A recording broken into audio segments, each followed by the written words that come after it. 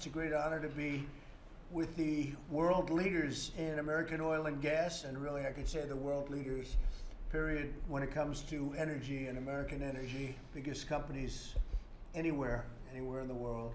I want to thank Secretary of the Interior David Bernhardt, Secretary of Energy Dan Brouillette, and Ambassador Robert Lighthizer for being here.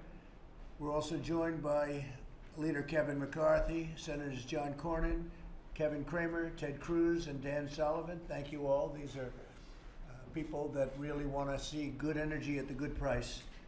With us as well are Greg Garland of Phillips 66, Dave Hager of Devon Energy, Harold Hamm of Continental Resources, Jeff Hildebrand of Hillcorp Energy, Vicki Hollub of Occidental Petroleum, Mike Summers of the American Petroleum Institute, Kelsey Warren of Energy Transfer Partners, Mike Worth of Chevron, and Darren Woods of an extremely small company known as ExxonMobil. Well, it's smaller today than it was 4 weeks ago. By about half, right? That's all right. It'll be better than ever. Today we'll discuss the impact of the coronavirus on American energy industry as the pandemic brought on by global economy. I mean, it's an incredible thing that's happened. Nobody thought this was possible. We had the greatest economy in the world. Probably you were doing, all of you, the best ever. Everybody was doing the best ever. And then all of a sudden they said you have to shut down the country and they have to shut down the world because the whole world shut down, not the country, the whole world shut down. 151 countries, probably it's higher than that now. That was as of a week ago. So the entire world is shut down trying to get rid of this scourge. And we'll do it. I thought what I might do is go around the room and you just introduce yourselves to the media real quickly, and then we'll have a discussion afterwards. You know, our $2.2 trillion relief package includes provisions to allow businesses to deduct their losses this year against taxes they paid in previous years, which gets you a lot of liquidity. And a lot of companies need the liquidity right now. And hopefully we're going to be back in business very soon. We're going to be open very soon. This country wasn't built to be closed. And essentially we have a closed country. Nobody's ever heard of a thing like this, but this was, I was with some of the leading professionals and they say, not since 1917 has there been anything like this. 1917 was a time when I guess you could say 50, 75, or 100 million, you hear different estimates, people died. Think of that, 100 million, maybe 100 million people died. So they had no communications. They weren't able to shut things down like we are doing. But that was a plague. That was a plague. Started here, actually, went to Europe. We were badly affected, but Europe was really affected. So that was the worst. And so not since 100 years ago, more than 100 years ago, has a thing like this happened. I just want to start by saying it's an honor to be with you. I know most of you one way or the other. Some of you I know, but I know all of you by seeing you on the covers of all the business magazines and the magazines. And you've done a great job, and we'll work this out, and we'll get our energy business back. I'm with you 1,000%. It's a great business. It's a very vital business. And honestly, you've been very fair. You've kept energy prices reasonable for a long period of time. We've got a long period of time with very reasonable energy prices. So I want to thank you all for being here, and maybe we'll start with Mike, please. All right, Mike Worth with Chevron Corporation. Mr. President, proud of the work our people are doing to support healthcare providers, first responders, and all the other vital industries that keep our economy going. Thank you for having us. Thank you, Mike, very much. Appreciate it. Vicki Hollub, Occidental Hi, Petroleum. Vicki. Thank you for allowing us to be here today, and thank you for all you're doing for us. Thank you very much. Thank you, Vicki. Dave Hager, Devon Energy, or an independent oil and gas company out of Oklahoma City, and thank you so much for the leadership that you're providing during this challenging time. You're the right man at the right time to balance all the priorities, and we're going to be back. Thank you very much. We'll get it done, Dave. Thank you very much. Mr. President, Greg Garland, Phillips 66. Again, thank you for great leadership through this pandemic crisis and all that you've done on the stimulus package, really for the American economy. We're proud of our employees that are working to provide energy and improve lives. We think it's going to come back quickly. It's ready. We're ready, and we've got the right packages out there. So We need it to. very good. And we're looking at I think we're going to be really looking very seriously at a infrastructure package where it's so important for our country. You know, as of this moment, Darren, we have 7 trillion plus in the Middle East.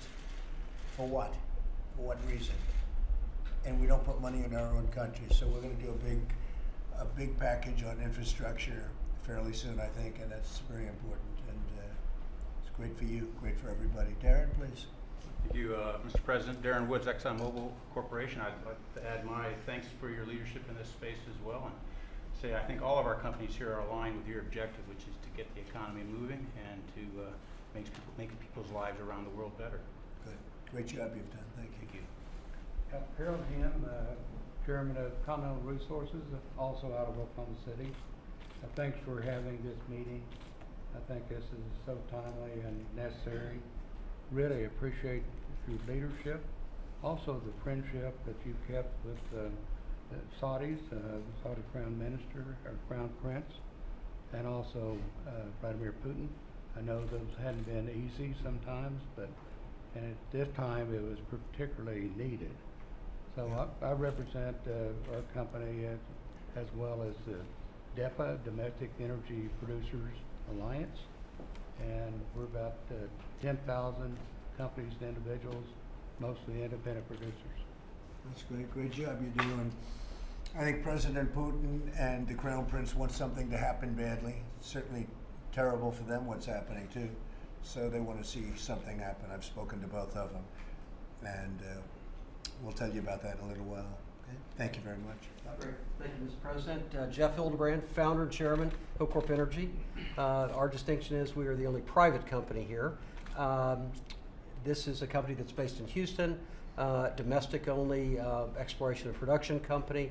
And I'm really here today to represent the independent energy companies, the family-owned businesses that are in this industry, and to give you really that perspective and add to the conversation in that regard. So thank you for your leadership. Appreciate it. Great job. Thank You you. bet. Thank you, Mr. President. Kelton Warren, Energy Transfer. We're the only pipeline company, and so we try to do business with everybody in this room, and I think we successfully do, actually. So it's an honor to be here, sir, and it's an honor to be in this room with these folks as well. And everyone loves that guy, right? We all do. Thank you very much, Kelsey. Great job you're doing too. He's not an oil and gas man. He's a wonderful person and a wonderful politician, and he wants to see the industry get strong again. So, Kevin, do you have anything to say about that? Well, first, I want to thank you for doing this. Just by you reaching out to President Putin and the Crown Prince, things have improved.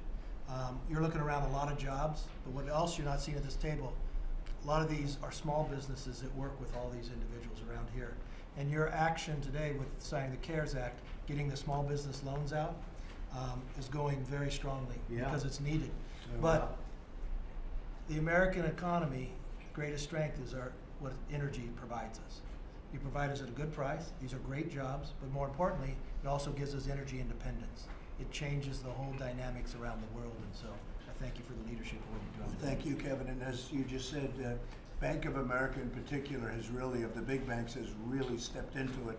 They have done a fantastic job today. It's over the 10,000 in the first 2 hours. Bank of America has been unbelievable, and I want to thank them. I want to thank all of the community banks and the smaller banks that have been loaning a lot of money. Paycheck. It's all about the paycheck, and that nobody would have believed it could have gone so well. So it's just a number of hours, but the numbers are far greater than we would have anticipated. So it's been really great, and thank you to all the banks. But again, in particular, Bank of America, they really stepped right up, and they did it. There were no big deals. They weren't making a big deal out of anything. So that was terrific. And I think what we want to do, John Cornyn, please, I know how you are so involved in this, coming from the great state of Texas. Would you like to say a couple of words, John? Thank you, Mr. President. Thank you for convening the meeting. Many of us have been talking together, but we can't get done what needs to be done. Only you and the administration can, and particularly getting the attention of the Saudis and flooding the markets, really adding insult to injury in a time when our economy was suffering anyway because of the coronavirus. And so this meeting could not be more timely. I agree with what's been said about the importance of affordable energy to our standard of living, and really we've changed the world as a result of the production of domestic energy here and improve the quality of life for a lot of people. Thank you very much, John. Really good job. And John agrees. We were talking about it the other day that you've all done well, but you've also kept energy very affordable. Really, very, very affordable, and a lot of it. We never had any problems. We're going to keep it that way. Do I see Dan back there? Dan Sullivan? I was looking. I thought that looked like Dan. I want to thank you for convening this meeting. You know, under the Trump administration, working with the Congress, the U.S. has become the world's energy superpower again. It's unbelievable. And these companies have done it. Obviously, it's a very important issue in my state, the great state of Alaska. But these are great jobs, as John Cornyn just said, for all of our states. But it's really important for the national security of our country, too. And we have been, a number of senators have been reaching out, having frank discussions with the Saudis, saying, hey, if you're a longstanding ally of ours, we're not, right now, you're hurting a lot of our citizens. You're hurting a lot of the people we represent, and you shouldn't take us for granted. We have a great military that's protected Saudi Arabia for decades, and Senator Kramer and I have some legislation that could possibly change that if they don't start to cooperate. So again, we appreciate your leadership with the Crown Prince, with the Russians, and calling this meeting. But this is a great sector of the U.S. economy that once we get through this, and we will, this pandemic, this sector is going to take off again. And your administration and you have had a lot to do with the strength of the U.S. energy sector, and we need to keep it strong. Thank you very much, Dan. And Kevin Kramer, North Dakota. People don't realize how big a producer North Dakota is, right? Harold knows. Yeah, Harold knows. So do a lot of the others around the room. Mr. President, to echo everything and maybe add a little bit, the people around your cabinet table right now are part of the renaissance of oil and gas in this country.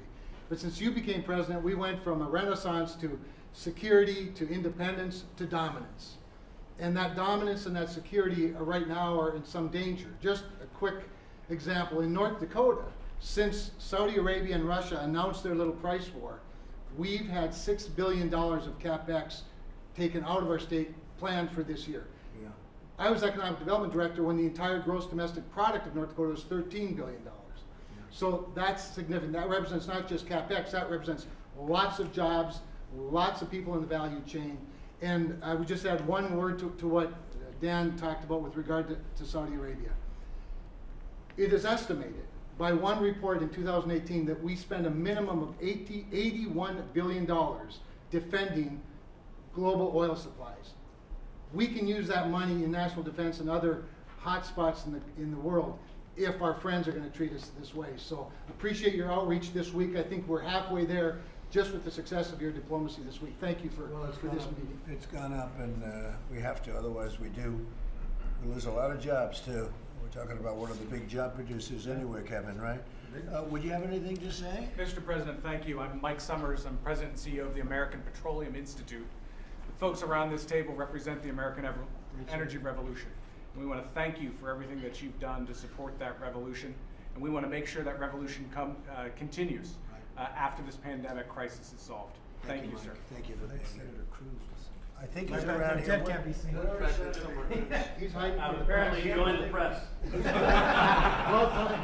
gone over to the evil side. What are you doing? Mr. President, thank you for convening this meeting. This is an important meeting, and this is the time, as you know, of crisis all across the country, a public health crisis and an economic crisis. As you've heard and as you know from everyone around this table, the energy sector has been a huge part of the economic success and boom that we've enjoyed over the last several years. And the combination of the economic harm of the coronavirus crisis combined with the Saudis and Russians waging economic warfare on jobs in this country, it's been a perfect storm in the energy sector. And I'll tell you, there are a lot of jobs, there are millions of jobs in Texas and across the country that are represented by the men and women around this table and by energy producers, and there are small producers throughout Texas and throughout the country who are on the verge of being driven out of business. And so this meeting, I think, is important. Every one of the senators in this room has had multiple conversations with the Saudis, leading in hard on the Saudis, and your leadership and diplomacy with the Crown Prince had a big impact getting them to stop flooding the market and taking advantage of this crisis. And I would underscore one other issue that a number of the folks around this table have raised I'm very concerned about, is ensuring that those in energy in this time of crisis have access to capital. That there are jobs that are hanging in the balance, and if the energy producers in this country that have made America the #1 producer of oil and gas in the world can't access capital to get out of this crisis, we're going to see bankruptcies at a level this country hasn't seen in decades. And so this meeting and the continued leadership of your administration is hugely important, and thank you for it. Good, thank you very much, Ted. And while you're up, the concept, and for instance, I think we should say it in front of the media, but oil reserves, storing oil. We're filling up the national reserves, as you know, and we're getting the oil at a great price. But at these prices, in fact, Kevin and I have been speaking about it, John and I have been speaking about it, at these prices, you would think you'd want to fill up every cavity that we have in this country. And there's some areas in Louisiana and other areas that could be filled up. They hold a lot of oil. But at these prices, and it would be good, it would keep everybody working, but you would think you'd want to fill up those areas. What do you think of that, Ted? Look, I think that's exactly right. I think it makes sense in terms of easing the pressure that is threatening these jobs, but it also makes sense for the taxpayer. Yeah. That Strategic Petroleum Reserve is there in times of crisis, and usually the way the federal government works is we buy when it's expensive and we sell when it's cheap. Wow. We actually have an opportunity now to buy when it's cheap. I think it was inexcusable that Democratic leadership in the House and Senate blocked that in this bill we passed last week, and I think Congress needs to go back and address it. It was in the bill. Yep. And then the speaker came in, and that's the one thing when she held this bill up for the number of days that she removed. $20 oil. Think of it, $20. Well, there are too many Democrats Politics. that want to see So, these jobs go away. I think you should go back, though, Kevin. I think you should go back and see, John, if you guys could go back and do a separate bill. And beyond that, you know, I think it's 75 million barrels right now to fill it up. That's not that much. So it's fairly in pretty good shape. But we have other areas that are bigger, frankly, that we could fill up to. But at those prices, we should be pumping it out. So maybe you guys could check on and see what you can do. But I don't think anyone can reject it. Nobody can reject it. Ted, you'll work on that? Absolutely. I think so. Anybody else? David, you guys okay? David, you want to say something? So just one thing, Mr. President, the Department of the Interior manages a large portion of land and part of the offshore. And one of the things we've done over the last 15 days is you've had the slow the spread. We have really had our inspectors out on the front lines working to make sure that the production that's taking place is occurring in a safe and a responsible manner, and thank everybody for their cooperation in that. These jobs are so important to the American people, and it's important that we make sure that we dot our I's and cross our T's too. He's the biggest landlord in the country. Meaning it's called Interior. Interior is a lot of land when you look at it. Thank you. Great job you're doing. So, Dan? Mr. President, thank you. Thank you, sir, for Thank your you, Dan. leadership. My name is Dan Brouillette. I serve as President as the Secretary of Energy. With regard to the storage, Mr. President, happy to announce we went to market this week for 30 million barrels. Notwithstanding the desire of the Congress not to give us new money to pursue this idea, we have found an alternative financing mechanism so that we can I figured you would. find. I actually wasn't worried about it. So that we could What are you find, paying per barrel? I'm sorry, sir? What are you paying? You want to hear It's going to be a little low. What are you paying per barrel? A flexible price, or They may be paying us. It's going to be a little low. So we're going to go negative, you know, like interest rates, negative. But Mr. President, I just wanted you to know, and for the industry players who are here, we are moving very aggressively. We're using every tool that we have at the U.S. Department of Energy, not only to provide immediate relief for this particular industry and the economy itself, but also to look for technologies that over time will reduce the cost structure for the entire industry. So we're moving on as aggressively as we can, sir. Thank you for your leadership. Dan, check out other areas where you can store oil. Yes, sir. And there's some very big ones, bigger than what we have now. And at these prices, you should do it. Yes, sir. We fill it up, right? Yes, sir. Fill up the tank. Okay, Bob Lighthizer, you've been so great, and this isn't your meeting really, but Bob has done some of the best trade deals ever done in our country, and one of them is actually kicked in on April 1st, and that's with China, and I hope they're buying a lot, I hope. And I don't know to say anything. I'm here to answer questions, Mr. President, so I'll just keep my mouth shut. But the trade deals are working. China's good. We're on track with USMCA, but I'll just answer questions. Very shy. That's good. He just wants to make deals, that's all. And you've done a great job. Thank you very much. We will have a news conference at about 5 o'clock, 5:15 maybe. And so we'll see you in a little while. We'll answer questions. But this is a great group of leaders, and we've got to make sure that we preserve and even make greater our energy industry. And I want to thank all of the senators and congressmen, the boss here, for being here and for working so hard. I'll tell you what, they are calling me constantly. They want your industry to be successful, and they're going to make it that way. We're all going to make it that way. So I'll see you at 5 o'clock, and same place. We look forward to it. Thank you. All right, thank you guys. Thank you very much. Let's go, guys.